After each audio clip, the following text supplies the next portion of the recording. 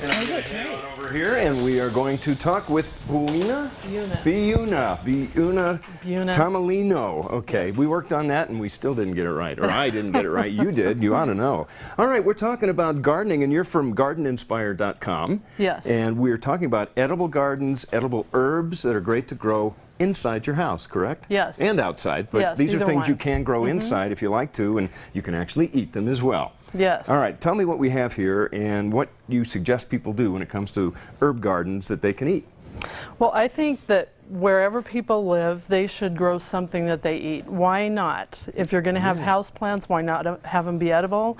Even if you have a patio, deck, anything like that, if you don't have a place to put them in the ground.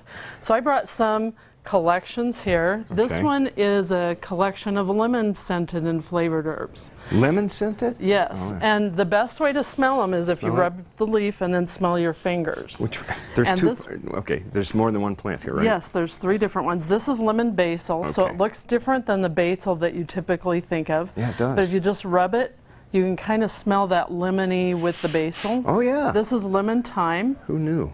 So all of these are lemon Yes, and flavored. there's more lemon flavored than this. That thyme smells really good. And this is lemon balm. Okay, and lemon balm. This is good for canker sores. Yes, it is. Ooh, that smells and great. Also cold sores, but it's great in food too. All the lemon things go great with fish, chicken, or anything else. Good to know. So, and then this is a collection. It's just a variety of stuff. This is garlic chives. There's a chives that has a garlic flavor. This is called purple sage, used just like the regular one. This is oregano. This is French tarragon. It kind of has a basil flavor, but it's a perennial. If somebody wants to get going in this, what would you say is a good couple of herbs to go with? Something that's fairly easy for beginners. Well, it's good to start with what you would use. Okay, so makes if sense. you're never going to use sage, there's no point in planting that. So whatever you really like is a good thing to start with. And this is a different kind of basil. We got a little bug. So, oh, sorry. That's okay. No. So this is a purple, purple ruffled leaf basil. And so you can use it just like the other one. Now this one I want you to smell. Okay. This is rub the leaf. Okay. Gotta Smell rub your the leaf. fingers. Oh, that smells good. This is actually chocolate mint. Oh wow! I smell the mint. Unfortunately, now I smell the chocolate. It doesn't taste quite like a peppermint patty, unfortunately, but that it's would still be really nice, good. wouldn't it? But mint is a really easy one to grow, especially in a small pot. It likes almost any situation. Now, would you put any of this on a salad? You would. Whatever you want. Any of this could be on a salad. Wow. And people, I've noticed, even if they grow their fresh herbs, they are kind of afraid to use them. And don't be afraid, just experiment, throw different ones in. You might want to try one at a time or a bunch together. Okay. But if you're using them in place of dried herbs in a recipe, you want to use 2 to 3 times more. Because the dried have been consolidated, they've shrunk a little bit. Okay, well that's really good to know. Now what would you do with this here? What is that? So this is a really unique one. This is actually what most people would call a pot of weeds. You know what? It looks kind of like a pot of weeds, I have to be honest with you. So I potted this up just for this, but some of these grow in my yard and I let them because they're edible and they can actually look attractive. A lot of weeds are just a plant in the wrong place.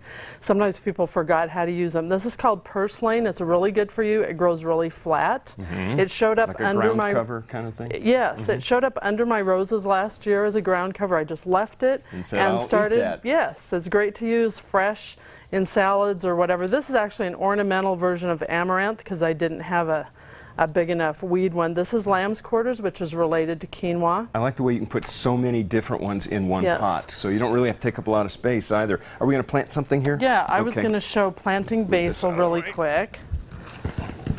Now you also have some interesting books here. Yes. Herbs, how to grow. Those are some books I authored and co-authored. We're actually going to be giving away the herbs to grow one. And then again, that's gardeninspire.com. You get all this information. And this, when you pot it, first you want a pot that has holes in the bottom for drainage. You don't need rocks in the bottom. Okay. This one's got a lot of tough roots there. And what is this again? This is a basil. Okay. And so you want to use a potting soil, not a garden soil. And just put a little bit in the pot. Okay.